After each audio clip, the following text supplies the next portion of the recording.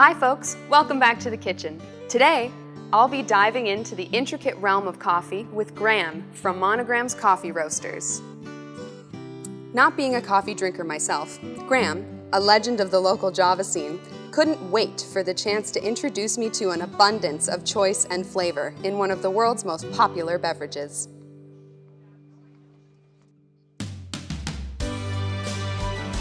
My name is Polly.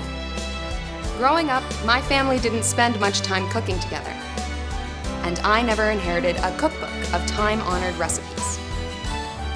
So I'm on a mission to meet everyday people from the community and learn the amazing stories behind their cherished recipes in order to build a cookbook that one day I can pass on. Welcome to Generation Kitchen.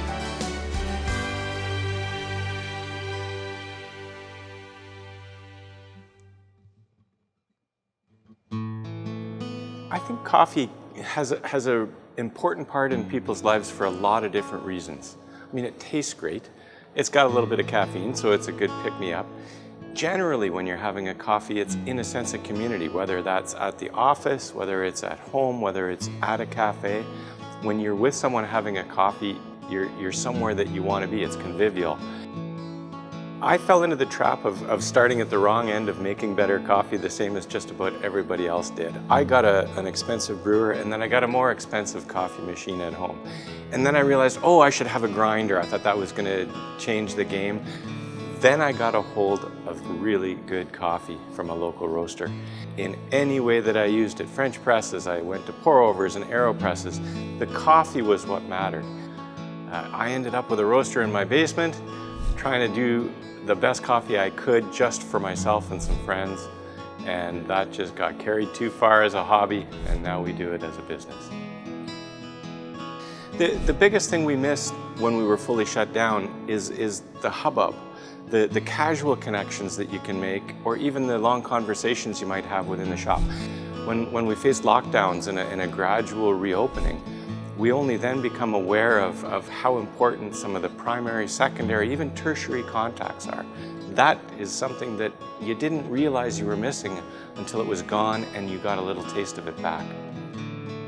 I think it's impacted our culture in terms of quality over quantity. I think it's impacted the way we approach everything. We're a little more patient, we're a little more focused on local, we're a little bit more focused on our neighbors and our community.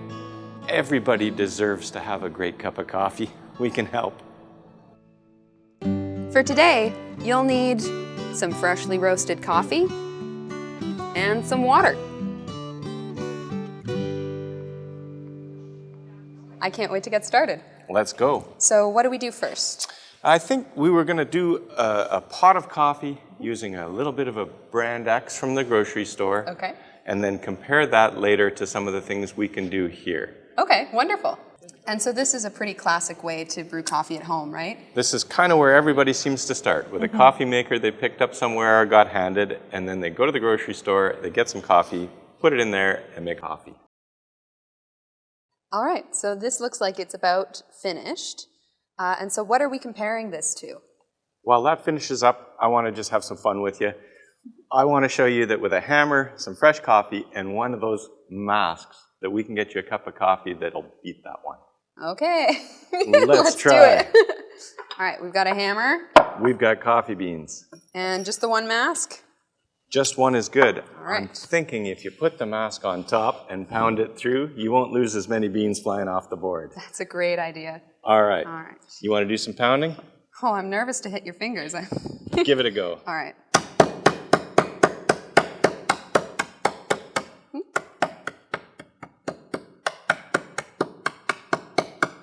I'm picturing this in ultra speed up mode. Oh, we've got ground coffee. All right. Not the most accurate. Can we sweep it into that mask? Mm-hmm. And done. Wonderful. All right, a cup. A cup. And here we go.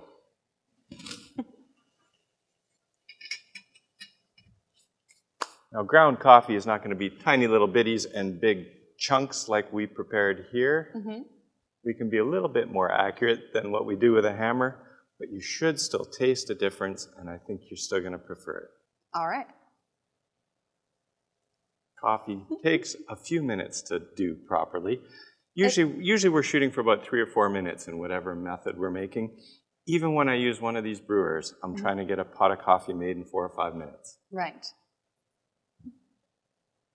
It's like it's a nice ritual. It is. There's almost a zen to doing a little bit of a pour over, even with a mask. And so what's going to be the difference in these coffees, do you think? We're starting off with a much lighter roasted coffee in this mask than what we're doing with the brewer. Dark roasted coffee can tend to be a lot more bitter than lighter roasted coffee. Right. The darker we go with the roasting of a coffee, the more it starts to taste like the roast that's happening. Okay.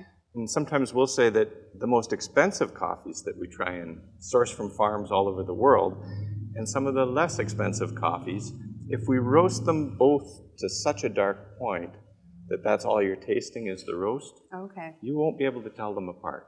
When we get back to a lighter roast, we're being more true to what we're getting from the farm.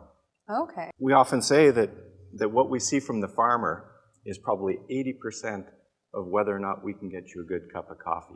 Wow, really? Where they're growing it, what they've chosen to plant, how they harvest it, how they process it, and get it all into the bags for us to roast is the most important thing. Wow. So it really comes down to the ingredient. With anything involving food, right? Quality of ingredients. That's right. And it's our job as coffee roasters to try and reveal what's true of that coffee, the way it's been done by that farmer. And then even further, when we're brewing a cup, to try and not mess it up and still show what's true about that coffee. Right. We're making a bit of a joke in terms of brewing method. Everybody has seen one of these at someone's house, but we can get a cup of coffee that tastes okay here. Hopefully you agree that it's better. All right, so we've got our Mask and Hammer coffee. So now let's get our store-bought, no name X. Let's get a little coffee in there for you. The first thing I might ask you to do is just get a sense of the aroma of the two coffees. Bring it in with your nose a little.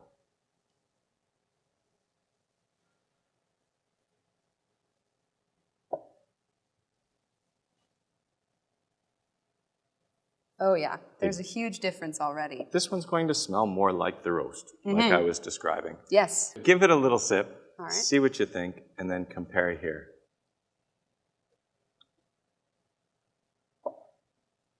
That is delicious. Just wait till we try and do it with the proper tools instead of a hammer and a mask. Oh, really? Okay, so now... give this a try. Yeah.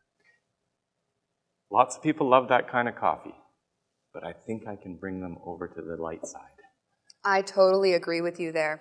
This one is very just like bitter, almost like an acrid taste compared to this one, which is just almost like a light, much more flavorful and like round flavor. Yeah. And essentially they come from the same product, maybe from a slightly more independent farm versus a more commodity farm, but then it really is about the roasting. And if we do the right preparation technique, you're going to see a difference even further. All right, so are we doing that next? Let's do that. All right. First off, I have a French press. This one's a little bit fancy compared to the ones that you might want to get from your average grocery store, but a glass French press will do just fine. This happens to be what I had at the store. Would you pass me that little bag of coffee? Yeah. Thank you very much. If you're buying coffee from an indie shop, they can always grind it just the way you need it. This one's been ground a little bit more coarsely for a French press. I don't know if you want to test the aroma on that. Oh, wow. This one is sort of a crowd pleaser. It's a rich coffee, a good morning coffee, and that's a perfect coffee to be using in a French press. Is there like different coffees are better suited to different types of preparation? Yes and no. Different coffees have different flavor profiles.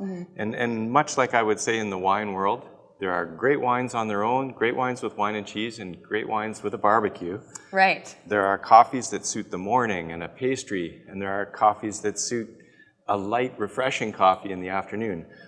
It all depends on your tastes and what you enjoy, but there are sort of trends within it. All right, so then we just put hot water in here, yes? We do. We're going to pour a little bit of water in.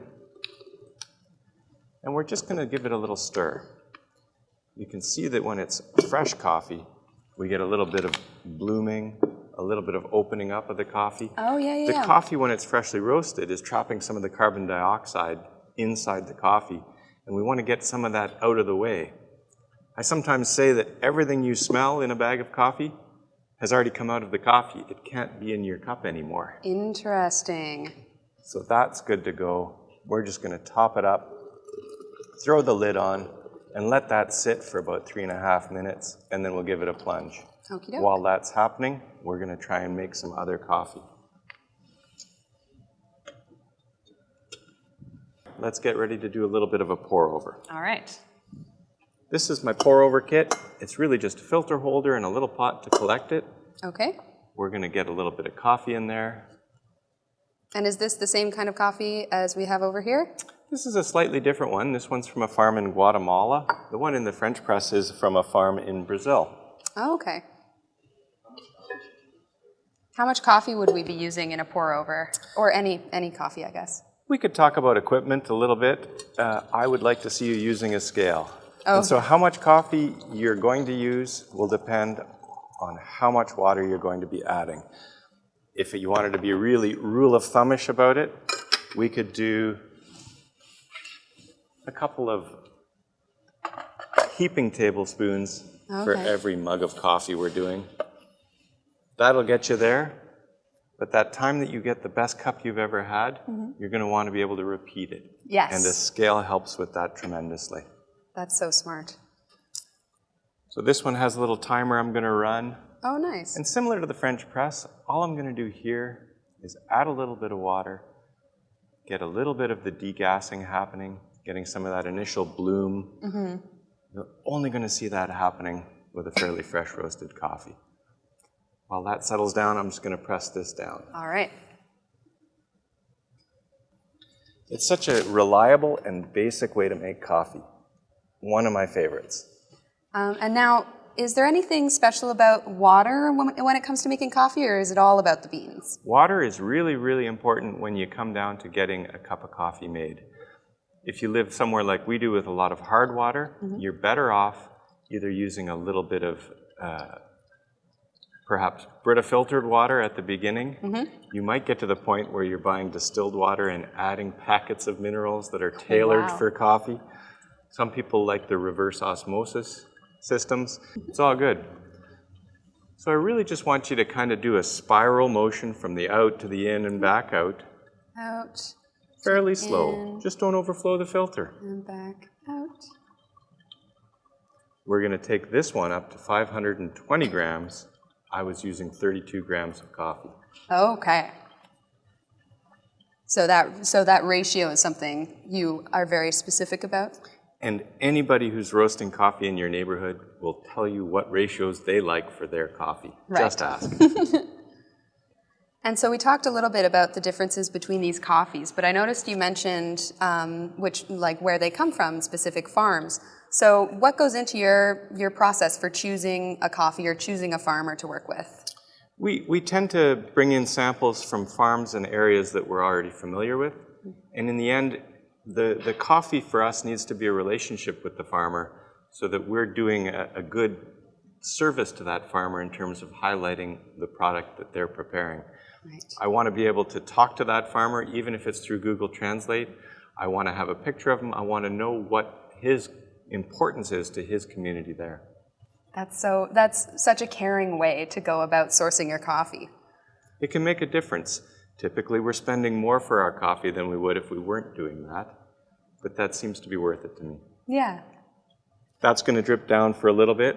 While it does that, why don't we get a little bit of this French press coffee into a mug. Wonderful. Put that there.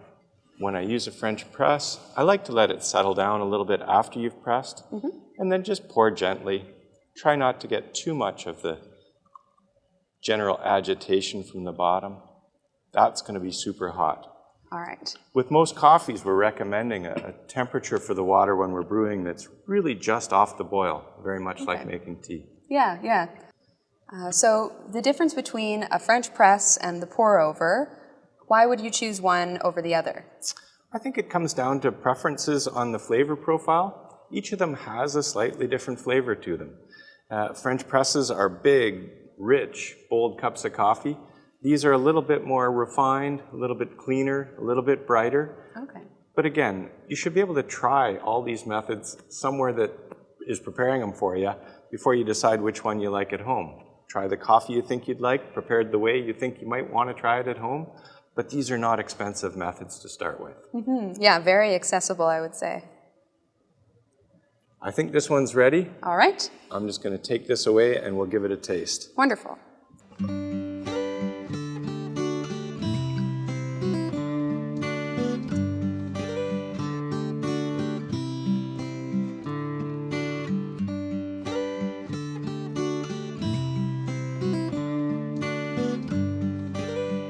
Thanks to a masterclass from Graham, I now have a window into the excitingly complex world of one of the planet's most popular drinks.